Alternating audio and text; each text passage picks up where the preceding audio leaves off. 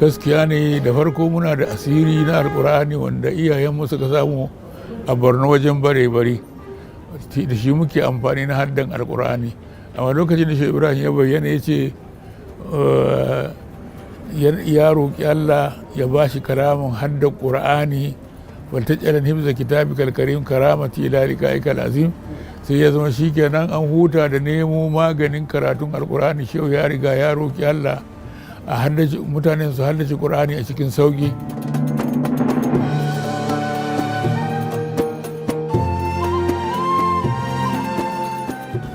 To ni dai alhamdulillah ni musulmi ne, ba fulatani, kakannuna duka guda hudu fulani ne, kuma an haife ni a wani gari ana kiransa na faɗa, wato lokacin da zamanin da Bauchi da Gombe duka jiha ɗaya ne.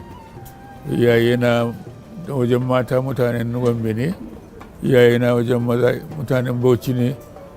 An haife ni 1927 cikin ƙarshen watan Jun 28, 2 ga watan Al-Muharram 1346 a ranar Laraba da safe da hantsi haka.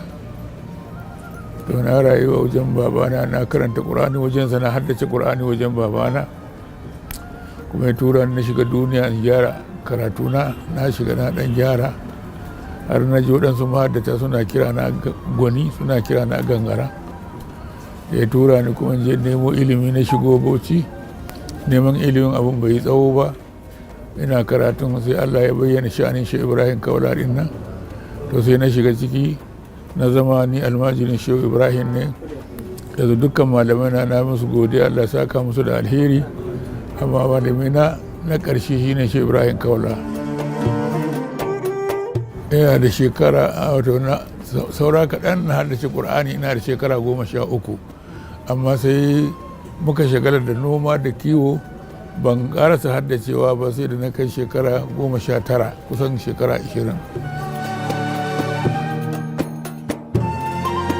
A shi da babban malami na dai shi ne babana ɗin, wajensa na haddace alƙur'ani, wajensa na zo wani karatu na so ilimi, kuma na so karatun ilimin a Bauchi wajen su malam Baba Sidi, wajen su malam Dan Umma, wajen su malam Sale, wajen su haka dai. Kuma na je Zaria wajen su malam Abdulkadir, na je Kano kuma na sadu da manyan malaman Kano, na yi karatu wajen malam Shehu Mai Hula. Nakan zauna in ji karatu wajen Shehu Malam Tijani, nakan je in ziyarci Shehu Atiku, haka dai. Allah yana gode wa Allah, babban abin da Allah ya bani, babban sababu kamar musuluncin da ya bani da son annabi Muhammadu sallallahu alaihi wasallam, kuma ya ƙara min da haddace alƙur'ani da annabi ya zo da shi, kuma ya ƙara min da karɓar ɗariƙar Shehu Tijani radiyallahu anhu, jikan manzon Allah sallallahu alaihi wasallam. Ya ƙara min da shiga cikin sha'anin Shehu Ibrahim sahibul faida. Shehu Ibrahim din na ji daɗi, babban jin daɗi na babu kamar waɗanda abubuwa da lissafan nan. Karatuttukan dai na ɗan tattaba, amma wanda nake da shaida akan masanansa sun ce na san shi shine haddan ƙur'ani, sannan kuma da tafsiri ma malaman tafsiri sun ce wai na iya, kuma fannin ma'arifa Shehu Ibrahim ya min shaidan na sani, amma sauran yan karatu dukan tattabawa ne.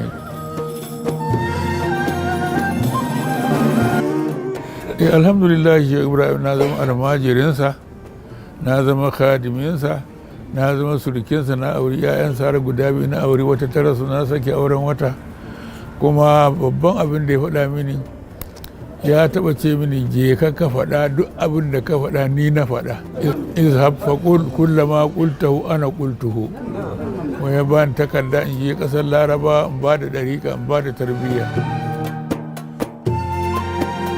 Alhamdulillah Allah ya bani yaya, na gode wa Allah. Kuma a ciki wanda suka haddace Ƙur'ani ma sun kai wajen 70 ko 3 ne ko da 4, kuma su yawansu gaba ɗaya sun kai wajen kusan 80 ko fiye da 80 da wani abu dai. Sirri na alkur'ani gaskiya ne, da farko muna da asiri na alkur'ani wanda iyayenmu suka samu a Borno wajen bare-bare, da shi muke amfani na haddan alkur'ani. Amma lokacin da Shehu Ibrahim ya bayyana ya ce ya roƙi Allah ya ba shi karamin haddan ƙur'ani, wata ƙyalan himza kitabi kalkarim karamati ila liqa'ikal azim. Sai ya zama shi kenan an huta da nemo maganin karatun alkur'ani. Shehu ya riga ya roƙi Allah a haddace mutanen su haddace ƙur'ani a cikin sauƙi. To daga nan ne muka samu haddan ƙur'ani a cikin sauƙi. Za ka samu yaro mai shekara 7 ya haddace ƙur'ani, mai shekara 5-6 ya haddace ƙur'ani. Bin mamaki sai faizar Shehu ta kawo wannan. Malamai dukkansu ina son su, mutane na girmama su, musamman malaman Tijjaniya wanda ba sa dariƙa kuma suna inkari. Hakika muna fafatawa da su. Alhamdulillah na je da yawa, amma ba zan tuno ba tun daga 1970 da nawa ne na so ma zuwa dai har yanzu dai, wanda sau biyu ne kawai ban samu zuwa ba. Tafsiri da sa soma da aka bude gidan rediyo a Bauchi suka ɗauki tafsiri na suna sawa. Daga ba sai waɗansu mutanen gwamnati suka zo cikin asiri suka ce ya kamata tafsirin nan naka na Bauchi a kai shi Kaduna, saboda mutane su ji a duniya gaba ɗaya abubuwan da Malam Abubakar Gumi yake faɗan nan. Idan an je an yi comparing za a gane wanne ne gaskiya wanne ne ƙarya, da naka da nasa. To shi kenan sai suka mai da karatu na ya koma Kaduna wajen 1900 da ko 71 babu ne haka dai, ko wajen 80 ne.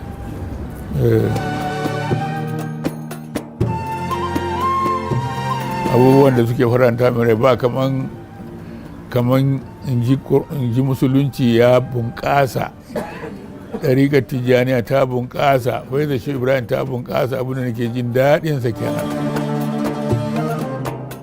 Duk abincin da mutane musulmi na arewa suke ci ina cinsa. Babban buri na mutuwa da imani.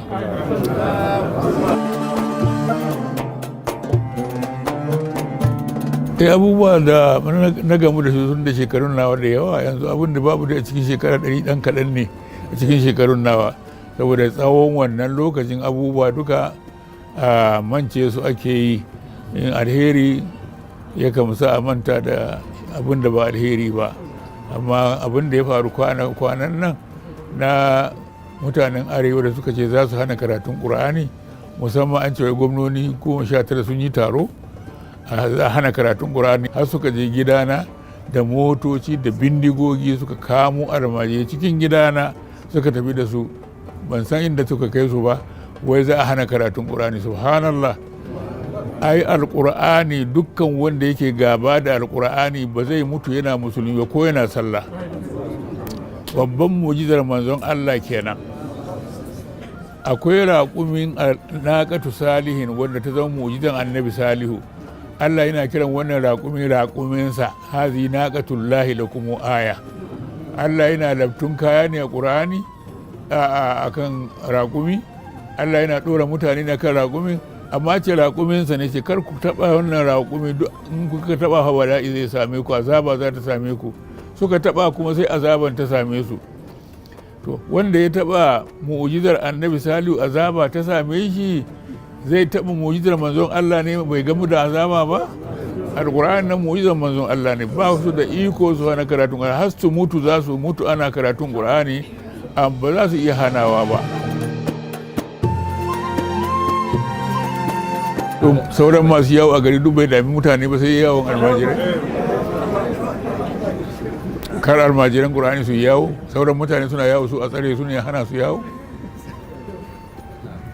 Duk da kin alkur'ani ne yasa ake kin almajirai. Ana tafiya daga nan har Ingila, har Faransa, har Amerika, har ina ne, Jamus, karatun boko, amma karatun Qur'ani daga wannan gari zuwa wancan gari ya zama laifi.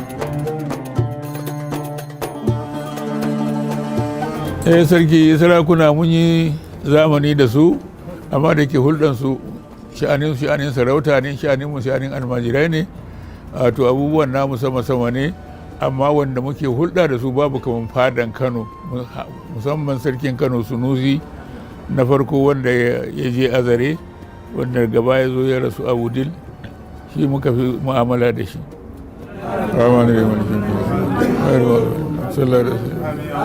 Allah ya albarka, Allah ya albarka, Allah ya albarka. Da ba mu lafiyar zaman lafiya a Najeriya da kwanciyar hankali. Alhamdulillah, alhamdulillah, mun gode.